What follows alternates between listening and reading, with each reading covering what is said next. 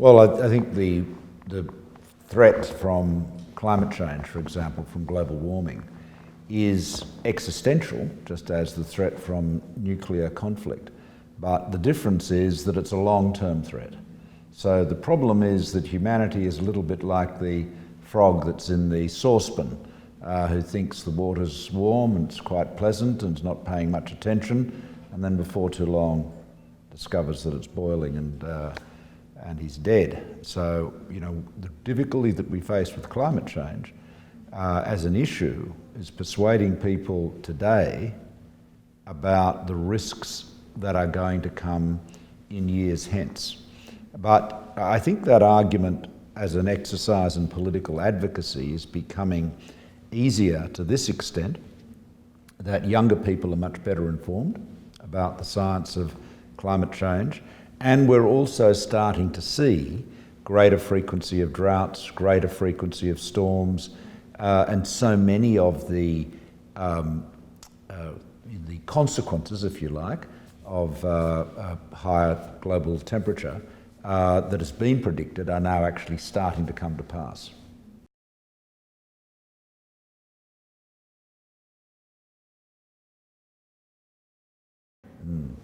Well, peace is when people are able to live together with respect and in harmony, respecting each other's rights to lead their lives as they see fit, not hindering or restricting the freedom of others. Now, the regrettable thing is that in so many parts of the world, where people of different backgrounds and races and ethnicities were able to live together in relative harmony over many centuries, are no longer able to do that today. I mean, if you look at the Middle East, that used to be a much more multi-religious, multicultural part of the world than it is today. You look at the plight of the Christians, for example, in Iraq. These are communities that are as old as Christianity itself. Then really no longer tenable. They've been caught between the Shia hammer and the Sunni anvil, and it's extraordinary that at a time of such advanced technology, when we have done we have in the space of a decade achieved things from a technological point of view that were the stuff of science fiction, yet we are unable to live as harmoniously with each other in so many parts of the world as we were 100 years ago or even 1,000 years ago.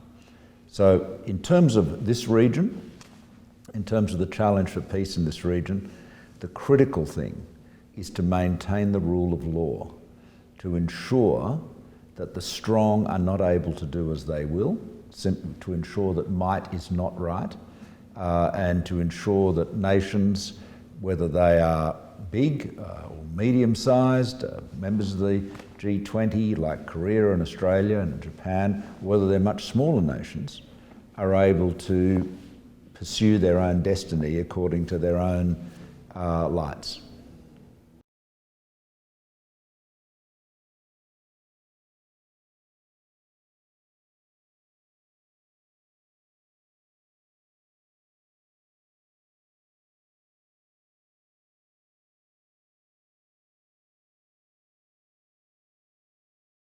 Well, I think our job is firstly to stand our ground on maintaining the rule of law and to encourage where there are differences between China and the United States on trade, for example, to encourage them to settle those differences. And I have done that directly myself in discussions with President Trump and President Xi. I think in terms of trade, it's a mistake to look at trade simply through the perspective of whether there is a surplus or a deficit. The important, trade, as I said once in a meeting with President Trump and Prime Minister Abe, Australia has a trade deficit with the United States. We have a trade surplus with Japan. we don't think the deficit is unfair, and Japan doesn't think that our surplus with them is unfair. The important thing is to ensure that the playing field is level, and so that there is fairness in trade. And that's why the Trans-Pacific Partnership was so important.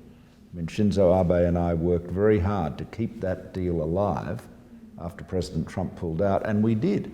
And I hope at some point in the future Korea will join it.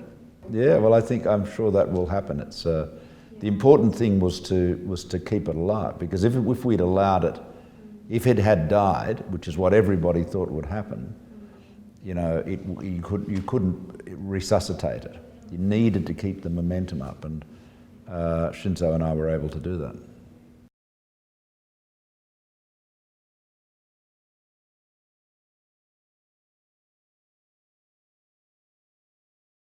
Well, if you're talking about the concept of the Indo-Pacific, peaceful Indo-Pacific, well, really, the addition of the word Indo to Pacific was simply meant to ensure that we did not, when we talked about the Asia-Pacific, we did not overlook the Indian subcontinent, India, of course, Pakistan, Sri Lanka,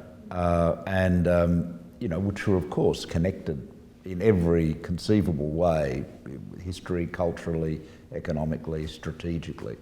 I think the important.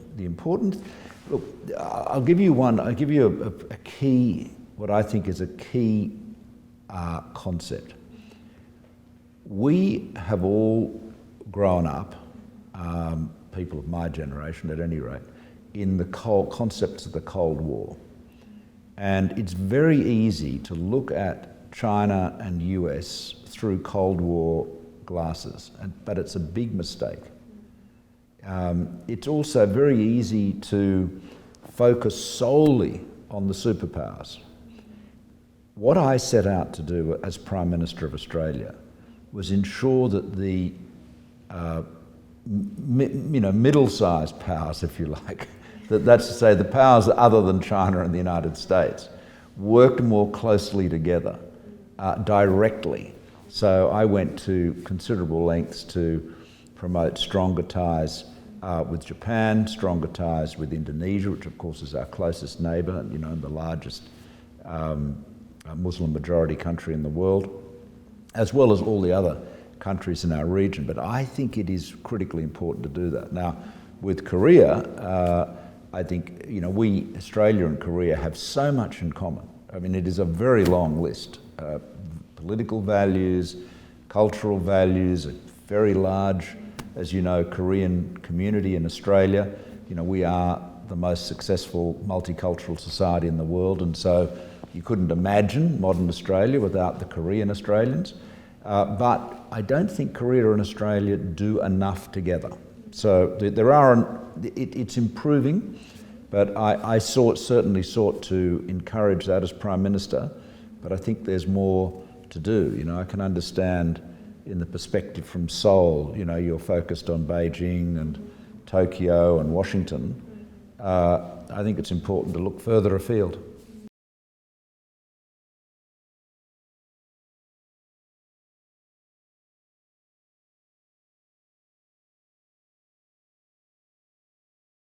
Yeah, well, I think dialogue is very important. Things like this forum are very important.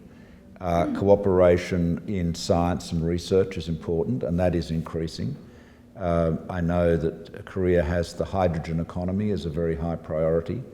There is a very big opportunity for green hydrogen in Australia. We have such an extraordinary solar resource. We have many parts of Australia where you have 360 plus days of sunshine.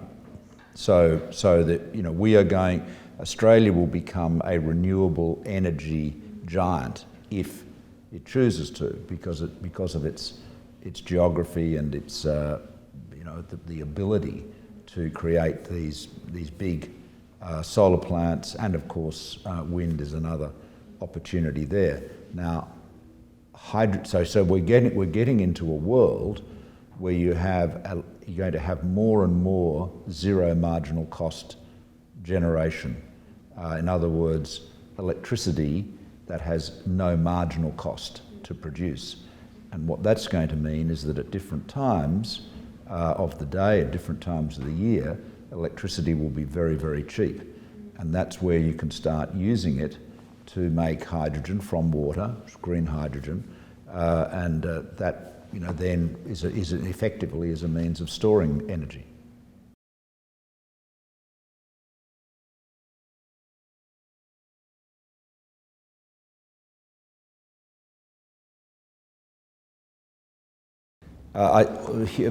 Think tanks, any organisation that is able to provide informed debate and insight into big issues plays a very valuable role. We're in a rather crazy media environment nowadays. The mainstream media companies have seen their economic models threatened, if not wrecked, by Google, Facebook and other online platforms. So, and at the same time, social media has atomised audiences or broken them up so that people increasingly are able to, increasingly are vulnerable to lies, fake news, as Donald Trump calls it, and fake facts, if you like. So it's really important for there to be more quality insight, more rational and informed voices in the public debate. And this is the good news, that because of social media, the think tanks, universities, anyone with a considered view is able to get their views across at a much lower cost than they used to. I mean, just at a practical level, you don't have to print off thousands of copies of a report and mail them to people. You can now, put that out on your Facebook page or out on Twitter, and it's how you operate. But this is very important. But getting those voices out there is vitally important. The other thing I might just say, in terms of the big issues that are roiling around at the moment, 5G is going to be one of the big enabling technologies of our time. As you know, there's a lot of concern about the fact that there is, at the moment, really only 4 complete service, full service vendors of 5G in the world. That is Huawei ZTE from China and Nokia and Ericsson from Europe, from Scandinavia. Now, there is a big opportunity for Samsung, and I know that it is moving rapidly into this area, to become the 5th vendor of 5G telecommunication services. In other words, so that when a telco anywhere in the world is saying, who is going to deliver my 5G service for me, they would have Samsung as well to consider.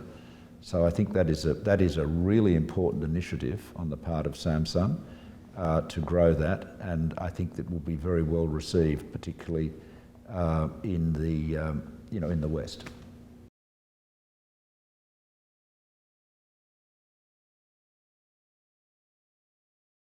Well, I think again it's important for people to talk, and dialogue is critically important. Getting a better understanding of what's at stake and getting a better understanding of the perceptions of differing parties. One of the great problems is that we spend so much time, if you like, listening to voices that confirm our own predispositions, that we're not paying enough attention to people on the other side of the debate, and indeed being able to empathise with them. So I think forums like this are vitally important.